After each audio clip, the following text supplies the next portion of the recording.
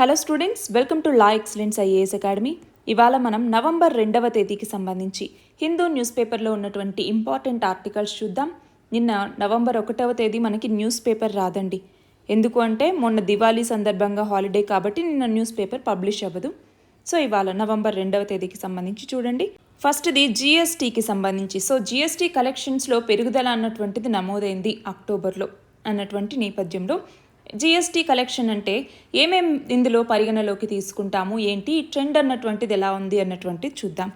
Next చూడండి, air క్వాలిటీకి సంబంధించి దివాళీ తర్వాత దాదాపు 99 సిటీస్లో పూర్ ఎయిర్ క్వాలిటీ అన్నటువంటిది నమోదైంది అన్నటువంటి నేపథ్యంలో అసలు ఎయిర్ క్వాలిటీ అంటే ఏంటి, ఎయిర్ క్వాలిటీకి సంబంధించిన ఇండెక్స్ని ఎవరు ఇస్తారు, అందులో ఏమేం పొల్యూటెంట్స్ని పరిగణలోకి తీసుకుంటారు అవి మనం చూద్దాం. నెక్స్ట్ చూడండి, United states of America 19 Indian entities మీద శాంక్షన్స్ను విధించినా ఇండియా సైలెంట్గా ఉంది, ఎందుకు అన్నటువంటిది చూద్దాం. నెక్స్ట్ చూడండి, బయోడైవర్సిటీ మరియు కన్జర్వేషన్కి సంబంధించి ఫినాన్స్ నీడ్స్ అన్నటువంటివి మాకున్నాయి. రీసెంట్గా సిబిడి కన్జర్వేషన్ ఫర్ బయోడైవర్సిటీ దీనికి సంబంధించి కాప్ మీటింగ్ అన్నటువంటిది జరిగిందనమాట, కాన్ఫరెన్స్ ఆఫ్ పార్టీస్ 16. మరి ఇందులో భాగంగా ఫినాన్షియల్ నీడ్స్ గురించి ఇండియా మాట్లాడింది, దాని గురించి తెలుసుకుందాం. అలాగే PMLA case, prevention of money laundering act కింద కేసులో బెయిల్ని ఇవ్వాలంటే దానికి గ్రౌండ్స్ ఏంటి అన్నట్టుగా సుప్రీంకోర్టు చెప్పింది. ఈ నేపథ్యంలో అసలు మనీ లాండరింగ్ అంటే ఏంటి, పిఎంఎల్ఏ అన్నటువంటి ఈ చట్టం గురించి మనం తెలుసుకుందాం.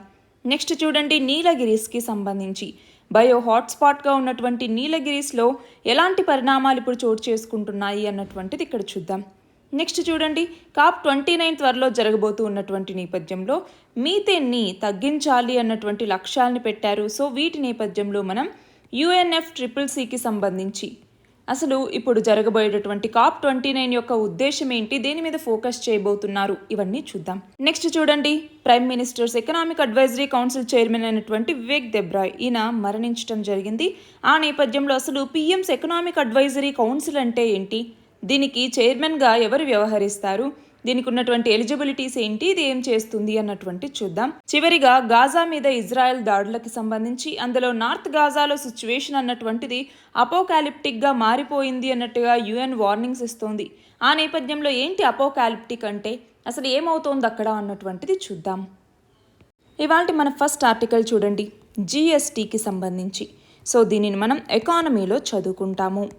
మనకి ట్యాక్స్ అన్నటువంటిది ఉంటుంది, పన్ను అంటాం సింపుల్గా చెప్పాలి అంటే పబ్లిక్ ప్రయోజనాల కోసం గవర్నమెంట్ ప్రజల నుంచి తీసుకునేటటువంటి డబ్బునే మనం ట్యాక్స్ అనేసి పిలుస్తూ ఉంటాం. ఇందులో మేజర్గా 2 రకాలు ఉంటాయి. ఒకటి డైరెక్ట్ ట్యాక్స్ అన్నటువంటిది, 2 ఇండైరెక్ట్ ట్యాక్స్ అన్నటువంటిది. మరి ఈ డైరెక్ట్ ట్యాక్స్ స్థానంలో ఫర్ ఎగ్జాంపుల్ ఇన్కమ్ ట్యాక్స్ అన్నటువంటిది కావచ్చు, ఇన్కమ్ ట్యాక్స్, కార్పొరేట్ ట్యాక్స్, ఇవన్నీ కూడా మనం డైరెక్ట్ ట్యాక్సెస్ అని పిలుస్తూ ఉంటాం. ఇండైరెక్ట్ ట్యాక్సెస్లో మేజర్గా GST, goods and services tax. మరి దీనికి సంబంధించి ఒక చట్ట సవరణను తీసుకొచ్చి జిఎస్టీ యాక్ట్ని 2016వ సంవత్సరంలో తీసుకొచ్చారు. కానీ అమల్లోకి 2017వ సంవత్సరం జూలై 1వ తేదీ నుంచి వచ్చింది. అందుకే జూలై 1ని జిఎస్టీ డే అని కూడా జరుపుకుంటూ ఉంటాం. మరి ఆ జిఎస్టీ వసూళ్ళు అన్నటువంటివి ఇప్పుడు అక్టోబర్లో 1.87 లక్షల కోట్లకి చేరాయి. మరి ఇంతకు ముందుతో కంపేర్ చేసుకుంటే ఇది 9% ఎక్కువ అన్నట్టుగా చెప్తూ ఉన్నారు. దాదాపు 8.9% అన్నట్టు, సో 9% అన్నట్టుగా. అయితే గత సంవత్సరం అక్టోబర్లో 1.72 లక్షల కోట్లుగా ఇది ఉన్నిందనమాట. అయితే ఇక్కడ జిఎస్టీ వసూళ్లు అనగానే ఏమేం కన్సిడర్ చేస్తారు అన్నటువంటిది గుర్తుంచుకోవాలి. అందులో గమనించాలి, జిఎస్టీ వేరు, జిఎస్టీ వసూళ్లు వేరు. జిఎస్టీ అనగానే ఏమేమి ఇంక్లూడ్ చేస్తాం మనము, సెంట్రల్ జిఎస్టీ, స్టేట్ జిఎస్టీ, అలాగే ఇంటిగ్రేటెడ్ జిఎస్టీ. మరి జిఎస్టీ వసూళ్లు అనగానే దీనికి సెస్ని కూడా యాడ్ చేస్తారు. ట్యాక్స్ ఆన్ ట్యాక్స్ని సెస్ అనేసి పిలుస్తాం. ఈ సెస్ని కూడా యాడ్ చేయటం జరుగుతుంది. మరి అంతకుముందు వాల్యూ యాడెడ్ ట్యాక్స్గా ఉన్నటువంటి దాని స్థానంలో ఇప్పుడు జిఎస్టీని తీసుకొచ్చారు. కానీ 2024లో మొత్తం జిఎస్టీ వసూళ్లు 9.4% పెరిగింది. దాంతో 12.74 లక్షల కోట్లకి జిఎస్టీ అన్నటువంటిది చేరింది. కానీ మనం గమనించాలి, ఈ సంవత్సరం ఏప్రిల్లో 2024 ఏప్రిల్లో జిఎస్టీ రెవెన్యూ 2.1 లక్షల కోట్లు. చూడండి, 2,10,267 కోట్లుగా నమోదైంది. సో ఆ నేపథ్యంలో చూసుకుంటే ఇప్పుడు 1,87 కోట్లు అన్నటువంటి తక్కువే కదా. మరి ఇక్కడ మనం గమనించాలి, డొమెస్టిక్ ట్యాక్స్ పేయర్స్కి రిఫండ్స్ అన్నటువంటివి పెరుగుతూ వచ్చాయి అక్టోబర్లో. సెప్టెంబర్తో కంపేర్ చేసుకుంటే అక్టోబర్లో చాలా పెరుగుతూ వచ్చాయి. దాంతో కూడా జిఎస్టీ కలెక్షన్స్ అన్నటువంటివి దాదాపు 2% పడిపోయాయి అన్నమాట అక్టోబర్లో. అది కూడా ఒక రీజన్. అయితే ఇప్పుడు మనం చూస్తే మన దేశంలో కేరళ అన్నటువంటిదే హయ్యెస్ట్ గ్రోత్ని చూపించింది మంత్కి 20%. ఆ తర్వాత గుజరాత్, దాంతోకి వచ్చేసరికి 17%. పూరెస్ట్ పర్ఫార్మెన్స్కి వచ్చేసరికి జమ్మూ అండ్ కాశ్మీర్ మరియు సిక్కిం అనమాట. మన నెక్స్ట్ ఆర్టికల్ చూడండి, ఎయిర్ క్వాలిటీకి సంబంధించి. సో దీనిని మనం ఏ సబ్జెక్ట్ కింద చదువుకుంటాము? ఎన్వైర్న్మెంట్.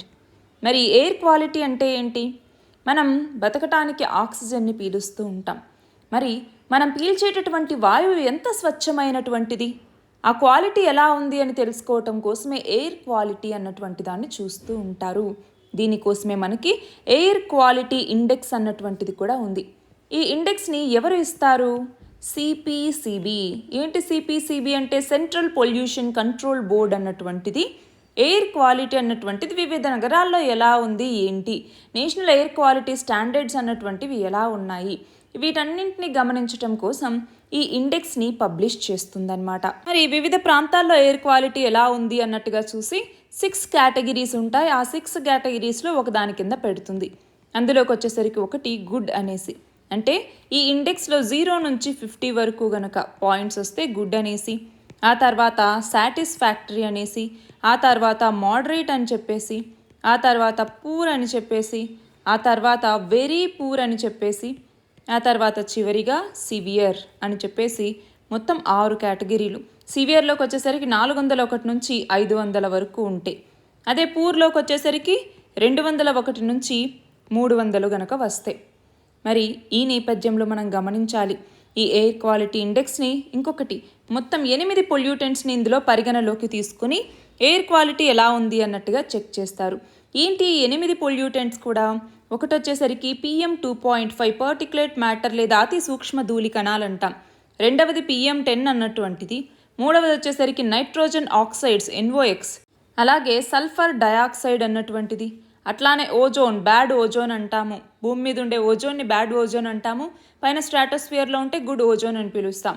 దీంతో పాటుగా కార్బన్ మోనాక్సైడ్, అమ్మోనియా, అలాగే లెడ్, వీటన్నింటినీ కూడా పరిగణలోకి తీసుకుని దాన్ని బట్టిగా ఈ ఎయిర్ క్వాలిటీ ఇండెక్స్ కేటగిరీ ఇస్తారనమాట. సో ఆ ఇండెక్స్లో ఎన్ని పాయింట్స్ వస్తే దాన్ని బట్టి ఇలా చెప్తూ ఉంటారు. సో ఇక్కడ చూడండి, దాదాపు 99 సిటీస్ పూర్ ఎయిర్ క్వాలిటీతో ఉన్నాయి అన్నట్టుగా. మరి ఈ నేపథ్యంలో ఎయిర్ పొల్యూషన్ అన్నటువంటిది బిగ్గెస్ట్ ఎన్విరాన్మెంటల్ థ్రెట్ అని కూడా చెప్పచ్చు హ్యూమన్ హెల్త్కి సంబంధించి. అంటే క్లైమేట్ చేంజ్ ఒకవైపు ఉంది, కానీ మన హెల్త్కి సంబంధించి ఇది చాలా మేజర్ థ్రెట్. దీని ద్వారా లంగ్స్ పొల్యూట్ అవుతాయి, స్కిన్ డ్యామేజ్ అవుతుంది, వివిధ రకాల డిసీజ్ అన్నటువంటివి రావచ్చు, చనిపోయే అవకాశం కూడా ఉంటుంది. మరి ఈ నేపథ్యంలో మనము ఎయిర్ క్వాలిటీని సరిగ్గా మెయింటైన్ చేసుకోవాలి.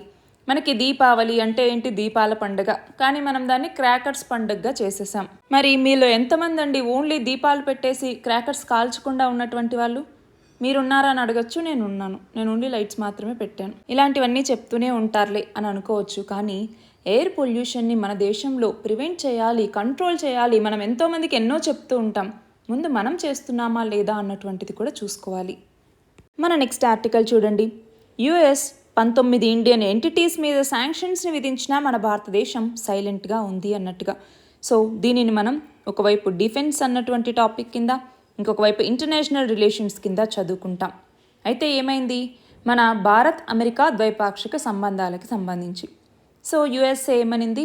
రష్యా యుద్ధ ప్రయత్నాలకి సహాయం చేస్తున్నారు అన్నట్టుగా వివిధ దేశాల్లో ఉన్నటువంటి 400 సంస్థలు మరియు వ్యక్తుల మీద అమెరికా ఆంక్షలు విధించింది. మరి అందులో మన భారతదేశానికి సంబంధించినటువంటి 19 సంస్థలు ఉన్నాయి, 19 ప్రైవేట్ సంస్థలు ఉన్నాయి. అలాగే 2 భారతీయ పౌరుల్ని కూడా అమెరికా ఈ లిస్టులోకి చేర్చిందనమాట. మరి ఒకవైపేమో ఆల్రెడీ చూస్తున్నాం, సిక్కు వేర్పాటువాది అయినటువంటి గురు పత్వంత్ సింగ్ పన్నూని హత్య చేసే కుట్రలో భారతీయుల పాత్ర ఉంది అన్నట్టుగా ఆరోపణలో ఆల్రెడీ భారత్తో ద్వైపాక్షిక సంబంధాలు అనేవి చాలా ఒత్తిడిలో ఉన్నాయి. అలాంటి టైంలో అమెరికా ఇప్పుడు ఈ చర్య తీసుకుంది. అయితే మేము మరింత తీవ్రమైనటువంటి విధానాన్ని అవలంబిస్తూ ఉన్నాము అన్నట్టుగా USA చెప్తోంది. మన ఇక్కడ ఇంకొకటి గమనించాలి, అదేంటంటే రష్యాకి వస్తువులు అలాగే ద్వంద్వ వినియోగ వస్తువుల్ని విక్రయించటం కోసం ఇటు చైనా, మలేషియా, థాయిలాండ్, తుర్కీయే అంటాం కదా, తుర్కీయే అలాగే యుఏఈ వీటితో సహా వివిధ దేశాల్లో ఆంక్షల ఎగవేత, ఆ లక్ష్య సంస్థలకి అంతరాయం కలిగించడం ఇవన్నీ చేయాలి అన్నటువంటి ఉద్దేశంతోనే ఈ నిర్ణయం తీసుకున్నాము అన్నట్టుగా చెప్పడం జరిగింది. ఎందుకంటే ఉక్రెయిన్ మీద యుద్ధం చేయాలంటే రష్యా తన ఆయుధ వ్యవస్థల మీద ఆధారపడుతుంది. మరి తన ఆయుధ వ్యవస్థల మీద ఆధారపడడానికి వేరే దేశాల నుంచి కూడా సహాయ సహకారాలు కోరుతూ ఉంది. మరి ఆ నేపథ్యంలో రష్యా సామర్థ్యాన్ని తగ్గించడానికి, ఉక్రెయిన్ మీద యుద్ధాన్ని కొనసాగించేలాగా వనరుల్ని సమకూర్చుకోవటాన్ని అడ్డుకోవటానికి కూడా తన దగ్గర ఉండే అన్ని రకాల సాధనాలని అమెరికా ఉపయోగిస్తూనే వస్తోంది. మరి ఈ నేపథ్యంలోనే ఇప్పుడు వివిధ సంస్థలు అలాగే ఇద్దరు భారత పౌరుల మీద కూడా ఈ ఆంక్షల్ని విధించిందనమాట. మరి ఈ నేపథ్యంలో ఇక్కడ మనకి word important, dual use goods అన్నటువంటివి. డ్యూయల్ యూజ్ గూడ్స్ అంటే ఏంటి? టెక్నాలజీస్ ఏవైతే, ఫర్ ఎగ్జాంపుల్ అది సాఫ్ట్వేర్ కావచ్చు, ఏదైనా ఐటెం కావచ్చు, లేదంటే టెక్నాలజీ కావచ్చు, అవి ఏవైనా కూడా ఇటు సివిలియన్ పర్పసెస్కి అలాగే ఇటు మిలిటరీ ఆపరేషన్స్కి రెండింటికి యూజ్ చేసుకోగలిగితే అలాంటి వాటిని డ్యూయల్ యూజ్ గూడ్స్ అనేసి పిలుస్తూ ఉంటారు.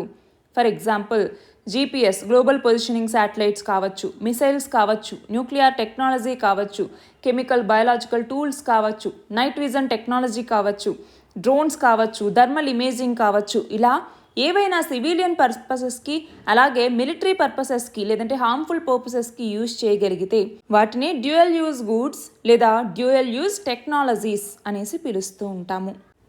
మన నెక్స్ట్ ఆర్టికల్ చూడండి, సిబిడి లేదా కన్వెన్షన్ ఆన్ బయోలాజికల్ డైవర్సిటీ అనేసి పిలుస్తూ ఉంటాం. మరి ఇందులో భాగంగా ఇప్పుడు COP16 అన్నటువంటిది జరుగుతోంది. ఎక్కడ? కొలంబియాలో అనమాట. సో దీనిని ఏ సబ్జెక్ట్ కింద చదువుకుంటాము? ఎన్వైరన్మెంట్. అయితే ఈ COP16లో మన భారతదేశం ఏమంటూ ఉంది? సిగ్నిఫికెంట్ ఇంటర్నేషనల్ ఫండింగ్ అన్నటువంటిది కావాలి, బయోడైవర్సిటీ కన్జర్వేషన్ ఎఫర్ట్స్ చేపట్టాలి అంటే అన్నట్టుగా చెప్పిందనమాట. ఫర్ ఎగ్జాంపుల్ ఇప్పుడు మనం చూస్తే 2025 నుంచి 2030వ సంవత్సరం వరకు బయోడైవర్సిటీ మరియు కన్జర్వేషన్ చేపట్టాలి అంటే దాదాపు మాకు 81,664 కోట్ల రూపాయల ఖర్చు అవుతుంది. ఎందుకంటే 2018 నుంచి 2022 వరకు 5 సంవత్సరాలకే దాదాపు 32,207 కోట్ల రూపాయలు ఖర్చయింది. మరి ఇప్పుడు ఈ 81,664 కోట్లు ఏవైతే ఉన్నాయో వీటిలోకి వచ్చేసరికి కొన్ని సోర్సెస్ కూడా కావాలి. For example regular government spending కాకుండా ఇంకా సోర్సెస్ కావాల్సినటువంటి అవసరం అన్నటువంటిది ఉంది. మరి ఇందులోకి వచ్చేసరికి మనకి Kunming Montreal global biodiversity framework అన్నటువంటిది ఉంది. ఏంటి Kunming Montreal global biodiversity framework అన్నటువంటిది? 2030వ సంవత్సరం నాటికి ఏమన్నాము?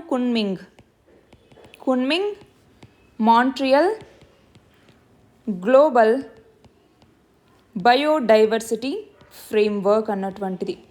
దీని ప్రకారం 2030వ సంవత్సరం నాటికి నేచర్ డిస్ట్రక్షన్ ఏదైతే ఉందో ఈ నేచర్ డిస్ట్రక్షన్ని స్టాప్ చేయాలి, హాల్ట్ చేయాలి అనేసి లక్ష్యంగా పెట్టుకోవటం జరిగింది.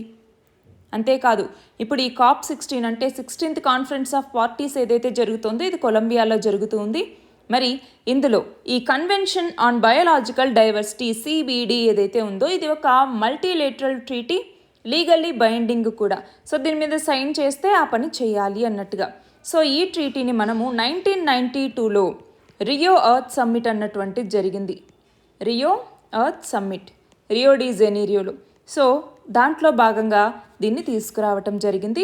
1993 డిసెంబర్ నుంచి కూడా ఇది అందుబాటులోకి వచ్చిందనమాట. మరి ఈ యొక్క కన్వెన్షన్లో ముఖ్యంగా 3 గోల్స్ అన్నటువంటివి ఉంటాయి. ఏంటి ఆ 3 గోల్స్ కూడా?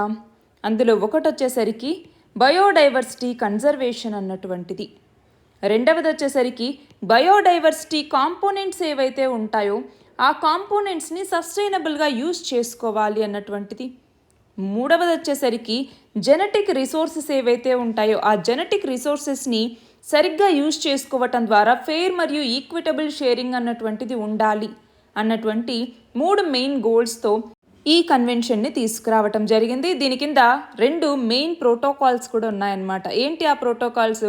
ఒకటి కార్టజీనా ప్రోటోకాల్ అన్నటువంటిది, రెండవది వచ్చేసరికి నాగోయా ప్రోటోకాల్ అన్నటువంటిది. సో ఇవి రెండు కూడా మనకి ఇంపార్టెంట్.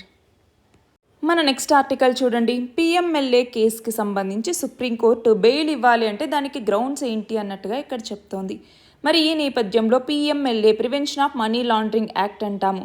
సో దీన్ని జిఎస్ పేపర్ 3లో మనం మనీ లాండరింగ్ అన్నటువంటి టాపిక్ కింద చదువుకుంటాము. అట్లానే గవర్నమెంట్ పాలసీస్ అండ్ ఇంటర్వెన్షన్స్ అన్నటువంటి టాపిక్ కింద చదువుకుంటాము. అలానే స్టాట్యుటరీ బాడీస్ అన్నటువంటి టాపిక్ కింద కూడా మనం దీనిని చదువుకుంటాము. మరి ఈ నేపథ్యంలో అసలు మనీ లాండరింగ్ అంటే ఏమిటి? మనీ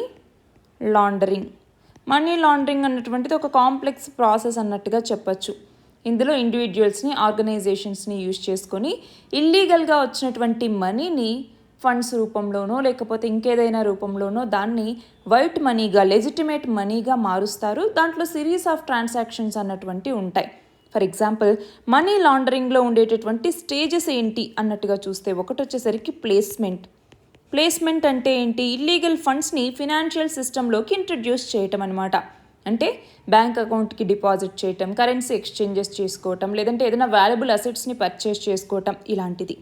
రెండవది వచ్చేసరికి లేయరింగ్ అంటాం. లేయరింగ్ అంటే ఏంటి? ఈ ఇల్లీగల్ ఫండ్స్ ఏవైతే ఉన్నాయో వాటిని కాంప్లెక్స్ ఫినాన్షియల్ ట్రాన్సాక్షన్స్ ద్వారా ఏంటి అంటే ఫర్ ఎగ్జాంపుల్ కొన్నిసార్లు క్రాస్ బార్డర్ ట్రాన్సాక్షన్స్ కూడా జరుగుతూ ఉంటాయి. ఆ టైంలో వాటి యొక్క ఆరిజిన్ ఎక్కడ ఉంది అన్నట్టుగా కనుక్కోవటానికి వీలు లేకుండా చేసేటటువంటి ట్రాన్సాక్షన్స్. ఆ తర్వాత మూడవది ఇంటిగ్రేషన్ అంటాం. ఇది ఫైనల్ స్టేజ్ అనమాట. ఇందులో ఈ మనీ లాండరింగ్ ద్వారా వచ్చినటువంటి ఫండ్స్ని మళ్ళీ లెజిటిమేట్ ఫండ్స్ లాగా, అంటే నమ్మదగినటువంటి ఫండ్స్ లాగా మళ్ళీ మన ఎకానమీలోకి రీఇంట్రడ్యూస్ చేస్తారనమాట. అంటే ఫర్ ఎగ్జాంపుల్ బిజినెస్లో ఇన్వెస్ట్ చేయటం కావచ్చు, రియల్ ఎస్టేట్లో పెట్టడం కావచ్చు, లేదు ఇంకేదైనా లెజిటిమైజ్ చేయటాన్ని ఫండ్స్ని మనం ఇంటిగ్రేషన్ అనేసి పిలుస్తూ ఉంటాము. ఇలా 3 రకాల స్టేజెస్ ఉంటాయన్నమాట.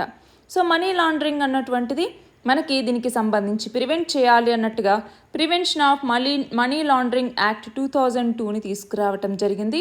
పార్లమెంట్ ఈ మనీ లాండరింగ్ని ప్రివెంట్ చేయాలి, మనీ లాండరింగ్ ద్వారా వచ్చినటువంటి ఆ ప్రాపర్టీ ఏవైతే ఉన్నాయో వాటి కాన్ఫిస్కేషన్కి సంబంధించి వాటి గురించి తీసుకొచ్చినటువంటి చట్టం అన్నమాట ఇది. సో ఇక్కడ money laundering related illegal activities ఏవైనా, అది స్మగ్లింగ్ కావచ్చు, టెర్రరిజం ఫినాన్సింగ్ కావచ్చు, డ్రగ్ ట్రాఫికింగ్ కావచ్చు, లేదా ఇంకేదైనా కావచ్చు, వాటన్నింటినీ ట్యాకిల్ చేయటం కోసం ఈ పిఎంఎల్ఏ చట్టాన్ని తీసుకొచ్చారు. దీని కింద అఫెన్సెస్ ఎలా ఉంటాయి, పెనాల్టీస్ ఎలా ఉంటాయి, రిపోర్టింగ్ రిక్వైర్మెంట్స్ ఏంటి, కాన్ఫిస్కేషన్ అన్నటువంటిది ఎలా జరుగుతుంది ప్రాపర్టీకి సంబంధించి, లేదా డిజిగ్నేటెడ్ అథారిటీ ఎవరు ఉంటారు, అపీల్ చేసుకోవచ్చా ట్రిబ్యునల్స్కి, ఇలాంటివన్నీ కూడా దీని కింద ఉంటాయి. సో మనము మెయిన్గా గమనించాల్సింది ఏంటి, దీని యొక్క ఆబ్జెక్టివ్స్. అందులో ఒకటి వచ్చేసరికి ప్రివెన్షన్ అంటే ఏంటి, మనీ లాండరింగ్ని ప్రివెంట్ చేయటం. రెండవది వచ్చేసరికి డిటెక్షన్ అంటే ఆల్రెడీ మనీ లాండరింగ్ జరిగింటే వాటిని డిటెక్ట్ చేసి ఇన్వెస్టిగేట్ చేయటం అనమాట. మూడవది కాన్ఫిస్కేషన్ అంటే ఏంటి, ఆ ప్రాపర్టీస్ ఏవైతే ఉంటాయో వాటిని తీసేసుకోవటం. నాలుగవది వచ్చేసరికి ఇంటర్నేషనల్ కోఆపరేషన్ అంటే ఏంటి, ఇక్కడ నుంచి మనీ తీసుకొని వేరే దేశాలకు వెళ్ళిపోయారనుకోండి, దాన్ని కంబాట్ చేయాలి అన్నటువంటి ఉద్దేశంతో ఇంటర్నేషనల్ కోఆపరేషన్ కూడా ఉండాలి అన్నటువంటిది. మరి దీనికి సంబంధించి రీసెంట్గా ఈ క్రైమ్స్కి సంబంధించిన పొజిషన్ ఆఫ్ ప్రొసీడ్స్కి క్లారిటీ ఇచ్చారు. మనీ లాండరింగ్ అంటే ఏంటి అన్నట్టుగా రీసెంట్గా డిఫైన్ చేశారు. ఇవన్నీ కూడా జరిగాయి. మరి ఈ నేపథ్యంలో ఇప్పుడు సుప్రీంకోర్టు చూడండి, మనీ లాండరింగ్కి సంబంధించి బెయిల్ ఇవ్వాలి అంటే గ్రౌండ్స్ ఏంటి, సిక్నెస్ అలాగే ఇన్ఫార్మిటీ అన్నటువంటివి గ్రౌండ్స్ అన్నట్టుగా చెప్తుంది. అయితే ఈ చట్టంలో ఉన్నటువంటి సెక్షన్ 45 కింద కోర్ట్స్ అన్నటువంటివి 16 years లోపు కానీ, లేదనుకుంటే ఉమెన్ కానీ, సిక్గా ఉన్నటువంటి వాళ్ళు కానీ, ఇన్ఫర్మిటీ ఉన్నటువంటి వాళ్ళు ఎవరైతే ఉంటారో వాళ్ళకి హ్యూమన్ రిలీఫ్ ప్రొవైడ్ చేయటం కోసం ఈ డ్యూయల్ కండిషన్స్లో కూడా బెయిల్ ఇవ్వచ్చు అన్నట్టుగా చెప్పిందనమాట. మన నెక్స్ట్ ఆర్టికల్ చూడండి, నీలగిరీస్కి సంబంధించి. సో దీనిని కూడా మనము ఎన్వైరన్మెంట్ అన్నటువంటి సబ్జెక్ట్ కింద చదువుకుంటాము. మరి ఇక్కడ వెస్టర్న్ ఘాట్స్లో ఉన్నటువంటి నీలగిరి బయోస్ఫియర్ రిజర్వ్ గురించి మాట్లాడుతూ ఉన్నారు.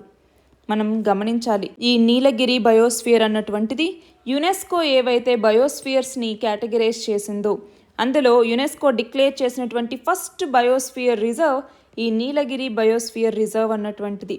దాదాపు 5,500 square kilometers విస్తీర్ణంలో కర్ణాటక, కేరళ, తమిళనాడు రాష్ట్రాల మధ్య ఇది విస్తరించి ఉంది.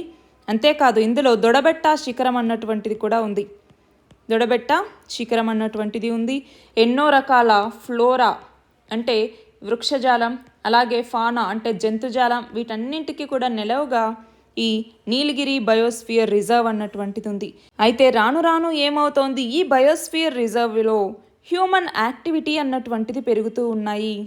హ్యూమన్ యాక్టివిటీస్ అన్నటువంటివి పెరుగుతూ ఉన్నాయి. ఫర్ ఎగ్జాంపుల్ అగ్రికల్చర్ కావచ్చు, టూరిజం కావచ్చు, టీ ప్లాంటేషన్స్ కావచ్చు, ఇలాంటివన్నీ జరుగుతూ ఉన్నాయి.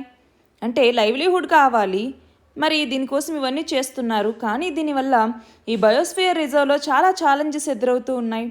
ఫర్ ఎగ్జాంపుల్ ర్యాపిడ్ చేంజ్ అన్నటువంటిది వస్తూ ఉంటే అక్కడ ఉన్నటువంటి ఆ బయోడైవర్సిటీ మీద చాలా ఇంపాక్ట్ అన్నటువంటిది ఉంటుంది. ఫర్ ఎగ్జాంపుల్ ఇప్పుడు ఇక్కడ మనం గమనిస్తే ల్యాండ్ యూజ్ ప్రాక్టీసెస్ అన్నటువంటివి పెరగటం, పెస్టిసైడ్స్ని ఎక్కువగా యూజ్ చేస్తూ ఉండటం, అలాగే సాయిల్ ఎరోజన్ జరుగుతూ ఉండటం, పాపులేషన్ డెన్సిటీ పెరుగుతుంది, మైనింగ్, క్వారీయింగ్ లాంటివి పెరుగుతూ ఉన్నాయి, పిలిగ్రమేజ్ యాక్టివిటీస్ అన్నటువంటివి జరుగుతున్నాయి. మరి వీటి నేపథ్యంలో ప్రెషర్ అన్నటువంటిది పెరుగుతూ వస్తోంది. ఫ్యూయల్ వుడ్కి డిమాండ్ పెరగటం కావచ్చు, టింబర్కి డిమాండ్ పెరుగుతూ ఉండటం కావచ్చు, గ్రేజింగ్ ప్రెజర్ అన్నటువంటిది పెరుగుతూ ఉండటం కావచ్చు. ఇవన్నీ కూడా నేషనల్ బయోస్ఫియర్ రిజర్వ్ ఏదైతే ఉందో ఈ నీలగిరి, దీనికి చాలా థ్రెట్స్గా ఉన్నాయి అనేసి చెప్పచ్చు. సో ఈ యొక్క చేంజెస్ ఏవైతే ఉన్నాయో ఇవి ఈ నీలగిరి బయోస్ఫియర్ రిజర్వ్ని చాలా వల్నరబుల్గా చేస్తున్నాయి.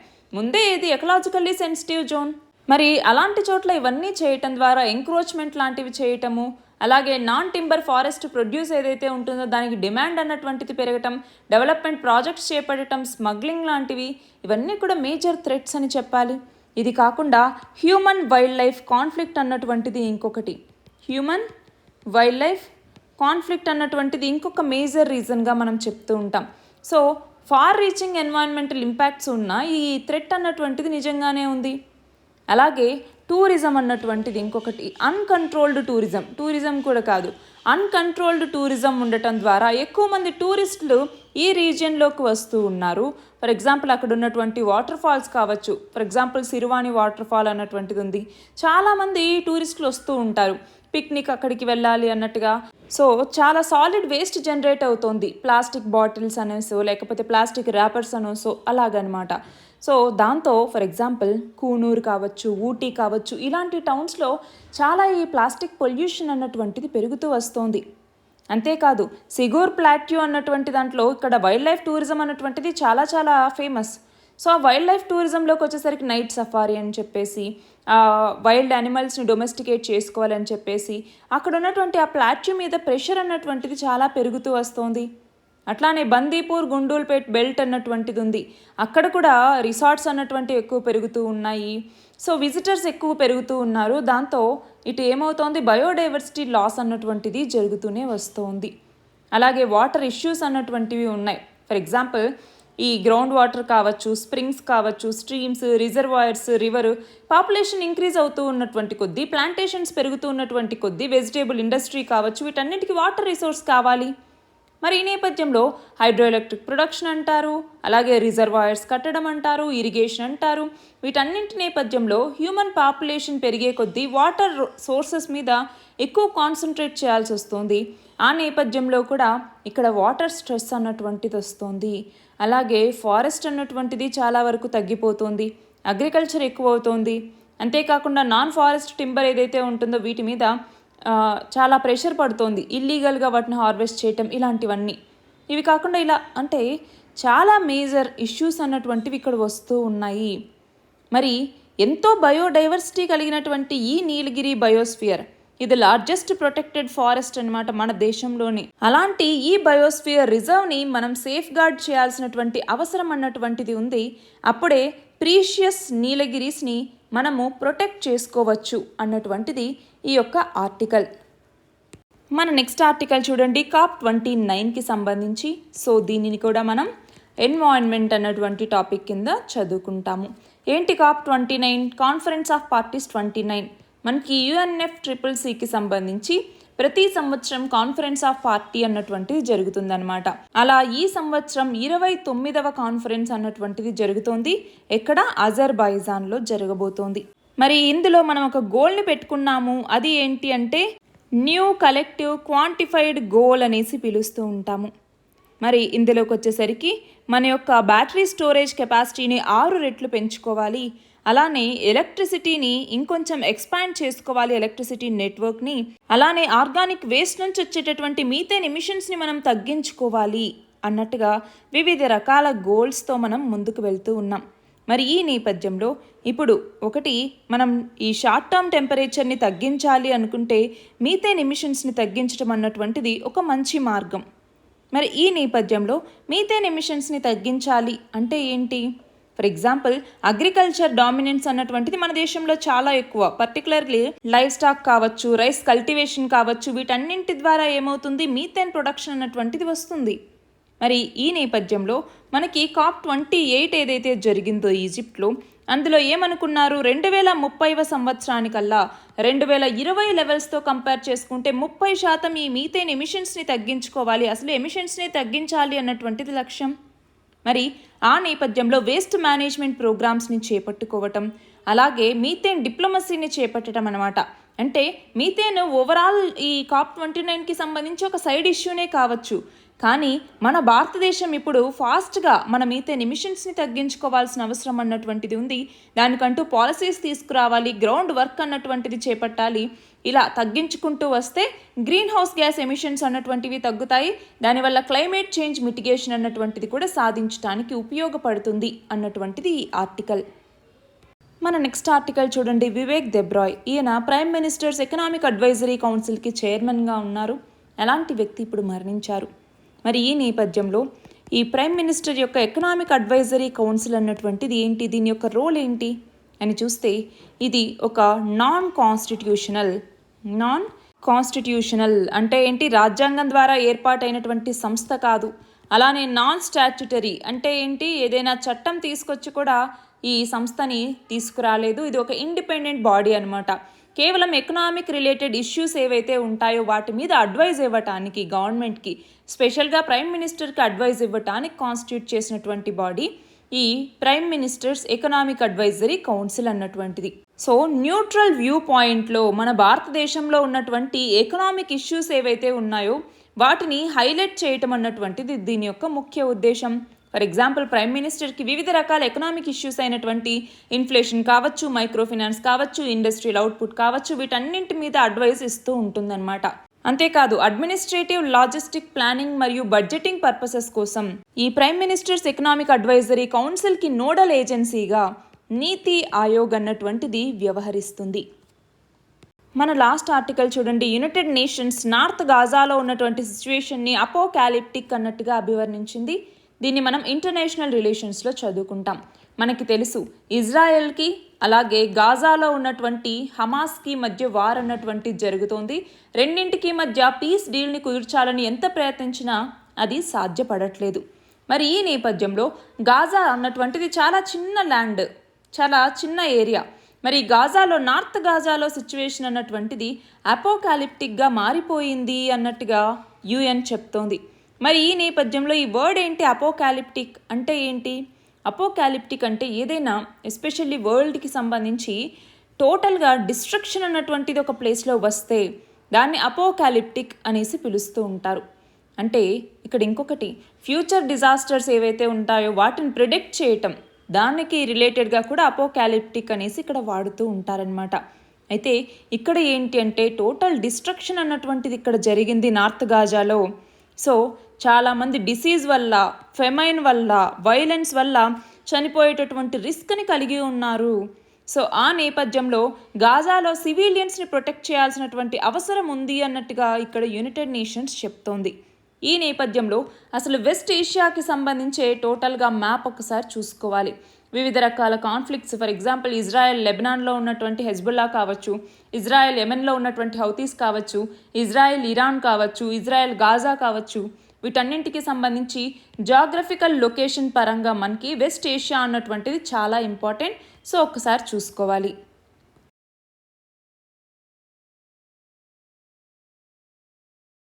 ఇవి ఇవాల్టి important articles. All the very best and thank you very much.